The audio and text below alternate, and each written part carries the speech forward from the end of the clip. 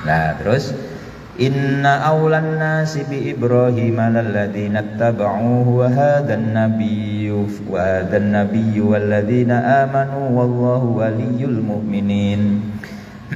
Ini ayat 68. Inna awlan nasi sak temene luweh utamane menungso.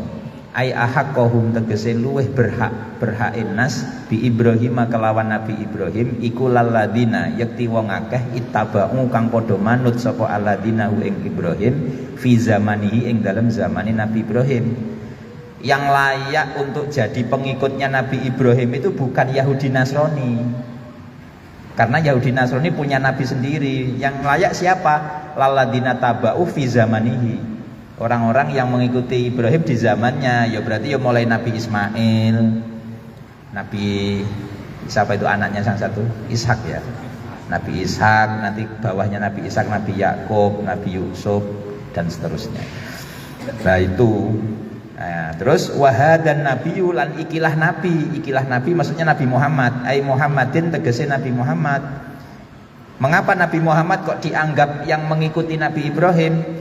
Limuwafaqatihi krana cocok atau sesuai krana cocoke Kanjeng Nabi Muhammad lahu maring Nabi Ibrahim fi aksari syar'ihi ing dalem luweh akehe syariate Nabi Ibrahim. Nah itu ya, karena banyak syariatnya Nabi Ibrahim yang berlaku di Islam. Contohnya ini haji ini kan orang haji pada berangkat, ini semuanya banyak yang ala-ala Nabi Ibrahim. Iya kan? Sa'i, Safa Marwa, karena syariat itu cari ibu siapa? Ibu Hajar ya, cari Zam-Zam. Terus tawaf itu karena ya perintah Allah pada Nabi Ibrahim, pertama suruh bangun Ka'bah itu, terus setelah itu suruh manggil orang-orang wa'adzin finnasi bil haji ya'tuka rijalan. Itu kan perintah Allah ke Nabi Ibrahim. Wa'adzin, panggillah finnasi, seluruh manusia, bil haji, untuk menunaikan haji. Wa'adzin finnasi bil haji ya'tuka, yang mereka sambil datang kepadamu, maksudnya datang ke Mekah. Rijalan, sambil jalan kaki. Wa ala kulli dhamirin, itu artinya dhamir itu berkendaraan. Wa ala kulli dhamiri ya'tina, mereka pada datang min kulli fajjin amik, dari berbagai penjuru. Nah itu yang disuruh manggil itu Nabi Ibrahim, tapi terus syariatnya Nabi Muhammad untuk disuruh melanjutkan.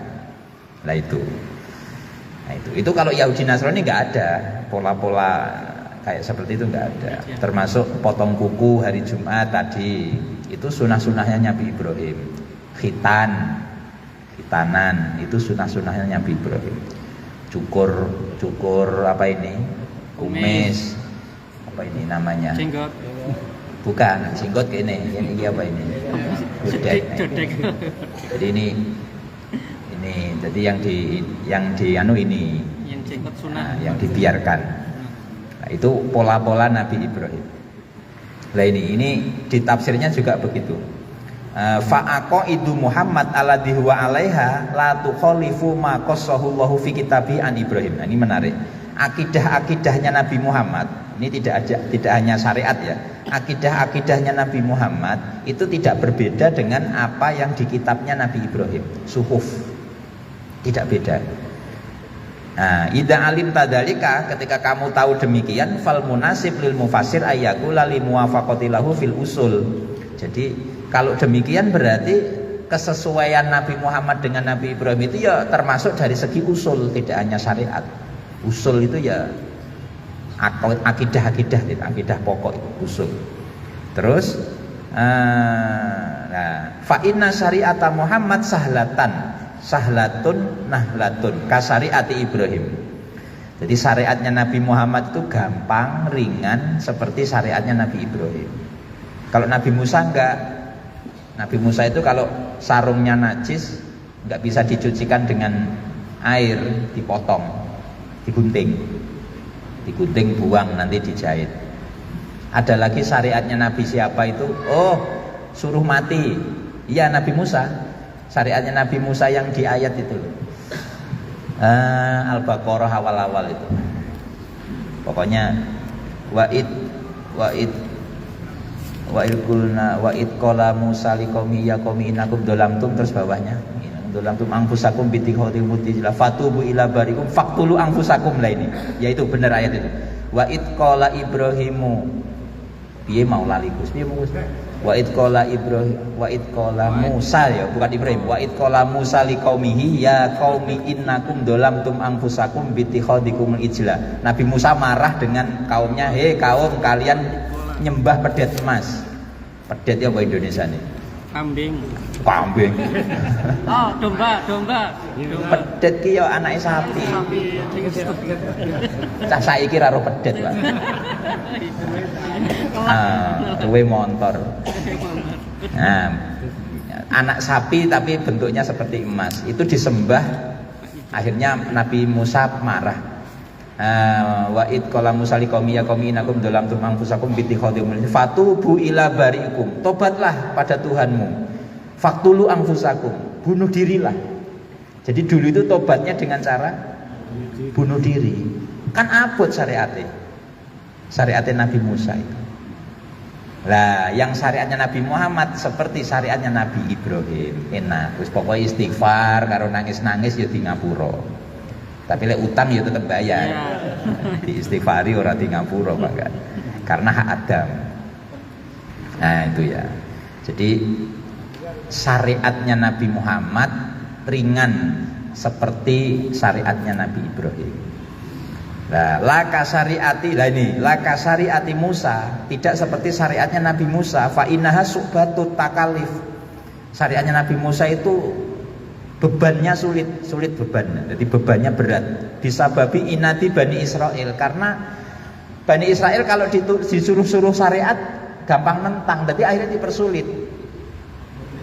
Contohnya itu yang Nabi Musa disuruh nyembelih sapi terus ditanya-tanya itu loh. Iya Gus ya Gus. Alah selalu. Pokoknya ayatnya ada itu. Surat Al-Baqarah awal. Jadi disuruh beleh sapi baqaratun kal. Sofra ufaqiul nadirin. Atas suruh nanti. Itu ayat awalnya gimana itu? Sembuh lah pokoknya gue ya. Ini repot pada orang-orang ngapale.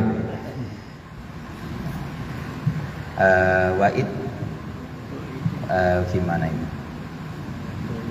Antat bahu baqarah kalau gimana sebelumnya antat bahu baqarah qalu atatahiduna huzwa. Guyon diperintah syariat malah ngenteng nih. Guyon atatahiduna huzwa qala a'udzubillahi an akuna minal jahilin. Aku ora goblok, aku ora ngapusi. Qalu du'ulana rabbaka yubayyilana mahi dulu. Qala innahu yaqulu innaha baqaratun la dalulun tusirul baqaratun kuwilah wis. Dan seterusnya itu. Kok lupa ya? Nah itu. Jadi gara-gara Nabi Musa dikasih syariat terus umatnya nentang, akhirnya diperberat. Banyak hukum-hukumnya diperberat. Pokoknya kesimpulannya ngoten. Nah, makanya yang di ayat ini makanya klop. Siapa yang mengikuti Nabi Ibrahim, inna aulan nasi bi Ibrahim, orang-orang yang lebih berhak untuk mengikuti Nabi Ibrahim adalah lalladzina taba'u, orang-orang yang mengikuti beliau di zamannya Nabi Ibrahim, Nabi Ismail, Nabi Ishak, Nabi Yakub dan seterusnya. Terus wahadan nabiyyu, dan nabi ini maksudnya Nabi Muhammad. Walladzina amanu, dan orang-orang amanu kang podo iman sapa alladzina. Ya ini termasuk kita min ummatihi saking umate Kanjeng Nabi Muhammad. Fahum utawi alladzina amanu iku alladzina wong akeh yang bagi kang sayukja apa ayakulu yen to ngucap sapa alladzina nahnu utawi kita iku aladinihi netepi agamane Ibrahim la antum dudu sira kabeh Yahudi Nasrani. Jadi yang layak mengikuti Nabi Ibrahim adalah Nabi Muhammad dan umatnya Nabi Muhammad karena syariatnya sama. Wallahu waliyul mu'minin, wallahu ta'ikusi Allah iku waliyul mu'minina, dat kang nulungi pira-pira wong mukmin, nasiruhum tegese dat kang nulungi mukminin, wa hafiduhum lan kang reksa mukminin. Orang-orang mukmin itu dijaga, Pak. Tapi banyak ulama yang menafsirkan maksudnya dijaga itu ya dijaga dari api neraka. Jadi lek jenengan umpomo, ya bukan jenengan lah ya, kalau ada orang mukmin kok hidupnya di dunia sia-sia, sulit, bukan berarti nggak dijaga. Ya tetap dijaga. Dijaga itu artinya nanti biar nggak sampai masuk neraka. Yang punya jabatan diuji dengan jabatannya. Makanya kata Sayyidina Utsman, salah satu tandanya orang takwa itu adalah ketika ngurusi urusan dunia itu menganggap semuanya itu sebagai ujian. Iku wong takwa ciri-ciri ning ngono kata Sayyidina Utsman. Terus kalau ngurusi urusan agama menganggap sekecil apapun urusan agama itu penting. Jenengan kita ini kalau mengaku takwa harus menganggap penting urusan dzikir meskipun hanya Allah. Iku kudu dianggap penting. Meskipun iku urusannya sepele. Sedekah 50 perak harus tetap dianggap itu penting. Kalau ada di tengah jalan duri disingkirkan, meskipun itu sepele ya dianggap penting karena ini urusan agama. Tapi kalau termasuk sholat ba'diyah, sholat qobliyah, ini kan hanya sholat sunnah. Tapi kalau kita orang yang bertakwa, kata Sayyidina Utsman, urusan agama sekecil apapun harus dianggap penting. Tapi kalau urusan dunia sekecil apapun atau sebesar apapun harus dianggap cobaan, ujian. Urusan dunia apa? Ya urusan sugih, urusan jabatan, utangnya akeh apa meneh, itu jelas cobaan. Jadi meskipun kaya banyak uang, anggap saja itu cobaan karena nanti itu bisa menjadikan hisabnya lebih berat dan seterusnya. Nah itu ya. Jadi makanya orang mukmin dijaga Allah itu dijaga akhiratnya, bukan dunianya. Nah itu. Makanya kalau urusan dunia ya sukses dunia itu cobaan, nggak sukses dunia ya cobaan, sama. Karena itu yang menjadi nanti alasan Allah untuk memasukkan surga. Jadi ada seorang wali curhat, ya Allah, mengapa orang-orang mukmin ini tersiksa? Allah menjawab, ya karena aku biar punya alasan untuk memasukkan dia ke surga. Jadi alasan sabarnya menghadapi cobaan, alasan sulit melaratnya dia nggak punya kekayaan. Karena nanti dengan itu punya alasan memasukkan surga. Nah, berat ya, berat. Dan seterusnya. Itu kira-kira like, jenengan ya mesti iso protes nih. Nyopo Gusti kok nggak dicarikan alasan lain yang mengenakkan, seperti kaya itu kan alasan untuk bisa masuk surga. Syukurnya kan, kalau dikasih kaya kan bisa masuk surga dengan cara syukurnya. Kalau yang masih sulit, sakit, melarat itu masuk surga karena sabarnya. Ngapa Gusti kok nggak karena syukurnya? Nggak tahu nanti jawabannya gimana itu. Ya terserah aku toh. Bismillahirrahmanirrahim. Dah ya. Jadi wallahu waliyul mukminin. Artinya saya itu mempertegas ayat ini loh Pak. Jadi jenengan sekarang belum dibantu Allah, jangan merasa Allah nggak bantu. Ya tetap bantu Allah. Wallahu waliyul mukmin. Allah itu membantu orang-orang mukmin, membantu akhiratnya bukan. Ya kalau dunianya ya nggak hanya orang mukmin. Kalau urusan dunia, orang non muslim juga dibantu. Malah banyak orang non muslim yang kaya.